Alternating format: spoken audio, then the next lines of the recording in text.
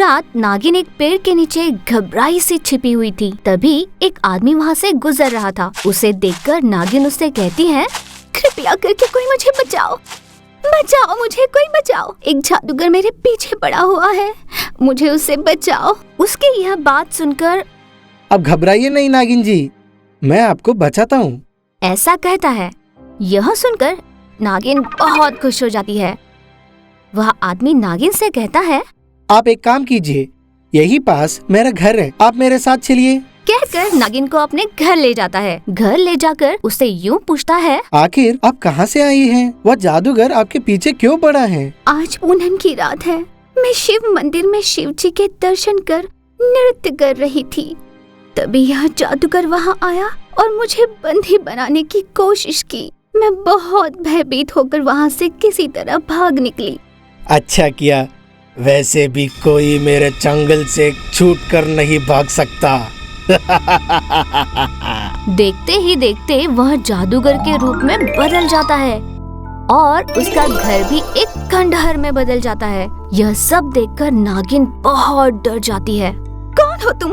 मेरे पीछे क्यों पड़े हो? बताया था ना मैंने कि मैं जिस भी रूप में चाहूँ खुद को बदल सकता हूँ, जब जहाँ चाहूँ वहाँ जा सकता हूँ। आखिर तुम चाहते क्या हो, यह तो बताओ। मुझे तुम्हारा सर चाहिए, समझी? मुझे तुम्हारे सर की बलि चढ़ानी है। एक मनुष्य और नागिन दोनों की साथ में बलि चढ़ाऊंगा तो मैं बहुत शक्तिशाली बन जाऊंगा। नहीं नहीं, ऐसा मत करो, मुझे छोड़ दो। इस तरह नागिन के लाख मिन्नतें करने पर भी जादूगर उसकी नहीं सुनता और उसको एक बड़े से पिंजरे में बंद कर देता है। फिर एक स्त्री का भेष धारण कर गांव में चला जाता है। पेड़ के नीचे बैठकर जोर जोर से रोना शुरू कर देता है। तभी वहाँ से गुजर रहे श्याम नाम का एक आदमी रोने की आवाज सुनकर कहता है, अरे लगता है कहीं कोई औरत रो रही है, आखिर क्या हुआ होगा?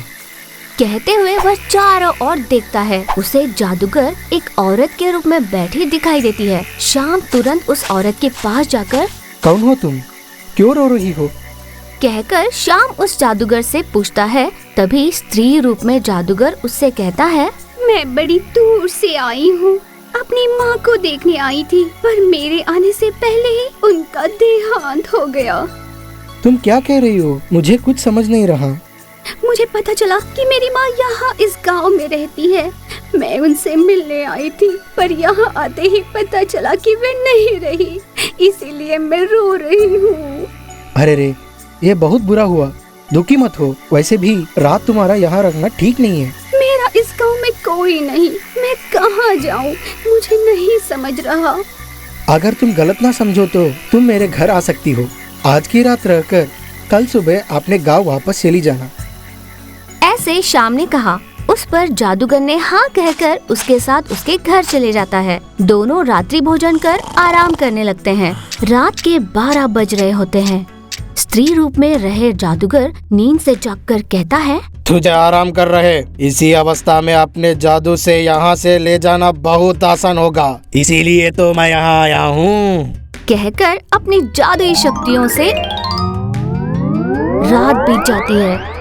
अगले दिन सुबह वह आदमी नींद से जागकर देखता है, ये सभी बदल गया। हाँ, ये क्या है? यहाँ कैसे आ गया? हाँ, मेरा घर कहाँ है? कहकर श्याम चिल्लाने लगता है। तभी वहाँ वह जादूगर आ जाता है। अरे ओ, चिल्लाओ मत, घबराने की जरूरत नहीं, बहुत जल्दी तुम मेरे हाथों मरने वाले हो। उस काली माँ की बलि चढ़ोगे, तुम्हें खुश होना चाहिए, खुश। ऐसे कहता है। श्याम बहुत डर जाता है। दया करो, मुझे छोड़ दो, दया करो, मुझे छोड़ दो, मुझे जाना है यहाँ से, कहकर मिन्नतें करता है। चुपचाप अपना मुख बंद करो, वरना तुम्हें अभी मार डालूंगा। कहकर वहाँ से चला जाता है। श्याम डर कर यहाँ वहाँ घूम रहा होता है। तभी उसको पिंजरे में बंद नागिन दिखाई देती है। श्याम को देख नागिन उससे कहती है, देखो, तुम मुझे इस पिंजरे से बाहर निकालो, हम दोनों यहाँ से बचकर निकल सकते हैं। ऐसे नागिन कहती है। श्याम उसकी बात मानकर उसे पिंजरे से बाहर निकालता है। फिर वे दोनों वहाँ से बाहर निकलने का रास्ता ढूंढने लगते हैं। कुछ दूर जाने पर उन दोनों को बाहर जाने का एक रास्ता दिखाई देता है। वे दोनों वहाँ से बाहर निकलने की कोशिश करते हैं, पर तभी वहाँ एक राक्षस प्रकट हो जाती है। हा हा हा हा, कहाँ भागने की कोशिश कर रहे हो? यहाँ से कोई भी भाग के नहीं जा सकता। ऐसे कहती है। उसे देखकर दोनों घबरा जाते हैं। हे मनुष्य, तुम यहाँ से भाग जाओ, मैं इस राक्षस को रोक लेती हूँ। ऐसे श्याम से कहती है। श्याम उसकी बात मानकर बाहर जाने वाले रास्ते से होते हुए वहाँ से चला जाता है। नागिन और राक्षस एक दूसरे से भिड़ जाते हैं। राक्षस अचानक अपनी शक्ति का उपयोग कर उस नागिन के शरीर में प्रवेश कर जाती है। एकदम से वह एक विशाल आकार वाली राक्षस नागिन में बदल जाती है। वह अजीब सी चाल चलते हुए वहाँ से निकलकर गांव में प्रवेश करती है। उसे वहाँ आते देख श्याम घबरा कर कहता है, हे भगवान, अब मैं क्या करूं? कहते हुए श्याम दौड़कर स्वामी जी के पास चला जाता है। राक्षस नागिन के रूप में बदली हुई वह नागिन गांव के लोगों को जान से मार रही होती है। श्याम स्वामी जी को जाकर सारी बात बता देता है। तभी जादूगर को भी यह बात पता चलती है और वह नागिन को रोकने के लिए गांव की ओर चल पड़ता है। हे राक्षस नागिन, मेरी बात मान लो वरना अपनी जान गवाओगी। ऐसे कहता है। राक्षस नागिन उसे उठाकर पटक देती है। जादूगर दूर जाकर गिरता है। तभी स्वामी जी वहाँ आते हैं। देखो नागिन, भला इसी में है कि तुम यहाँ से चली जाओ, वरना तुम्हें मैं बंदी बना दूंगा। पर स्वामी जी का कहना नागिन नहीं मानती। तभी वहाँ जादूगर आता है और कहता है, हे बुड्ढे, तू इसे बंदी बनाएगा? इसे मैं बंदी बनाऊंगा और देख मैं ये कैसे करता हूँ। कहकर अपनी शक्ति से उसे बंदी बनाने का प्रयास करता है। तरह तरह की कोशिशें करता है।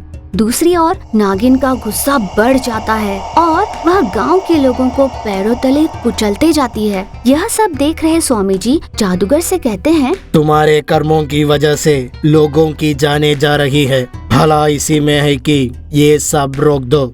ऐसे कहने पर भी जादूगर उनकी एक न सुनकर उन्हें धक्का देकर गिरा देता है। स्वामी जी कुछ दूर जाकर गिर जाते हैं, जिससे उनके सर पर गहरी चोट लग जाती है। श्याम यह सब देखकर तुरंत स्वामी जी के पास आकर उनको सहारा देकर उठाता है। स्वामी जी श्याम को अपने गले से उतारकर एक जादुई माला दे देते हैं। देखो बेटा, अब अपने पास एक ही रास्ता है, उस नागिन को टीक कर उसी के हाथों उस बुरे शक्ति का विनाश करना, वरना इस गाँव में कोई नहीं बच पाएगा। ये तभी हो सकता है जब ये माला उस नागिन के गले में पड़े। इस माला को उस नागिन के गले में पहना हो।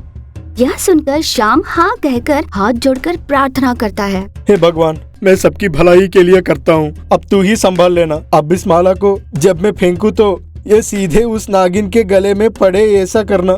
कहते हुए भगवान को याद करते हुए श्याम उस माला को नागिन के गले में फेंकता है। माला ठीक नागिन के गले में जाकर गिरती है।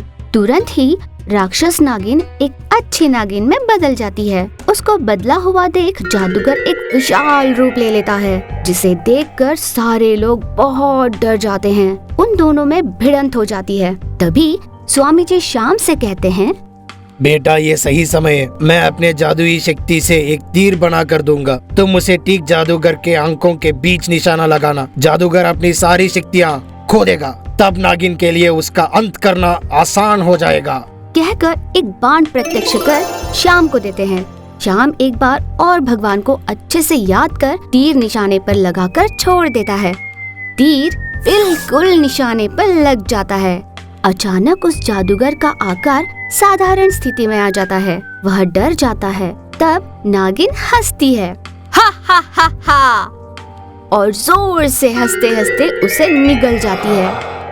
निगलते ही राक्षस और नागिन अलग हो जाते हैं।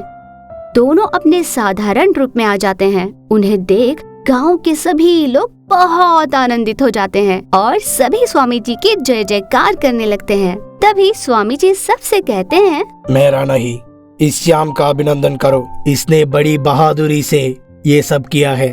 स्वामी जी ऐसा कहते हैं। गांव के लोग श्याम को अभिनंदन करने लगते हैं। अब नागिन कहती है, स्वामी जी आपका बहुत धन्यवाद और श्याम आपका भी बहुत धन्यवाद। यह सब आपके कारण ही संभव हुआ है। स्वामी जी कृपया मेरी शक्तियाँ मुझे वापस दिला दीजिए, कहकर निवेदन करती है। स्वामी जी उसकी सारी जादुई शक्ति उसे वापस मिले ऐसा उसे वरदान देते हैं। शक्तियाँ मिलने पर स्वामी जी का आभार प्रकट कर नागिन वहाँ से चली जाती है। राक्षस भी स्वामी जी के पास आकर कहती हैं, स्वामी जी आपने मुझे भी अच्छे में बदल दिया, आपका बहुत धन्यवाद। कहकर वह भी वहाँ से चली जाती है। गांव पर आई विपदा के टलने पर सभी गांव वाले खुश होकर उत्सव मनाते हैं।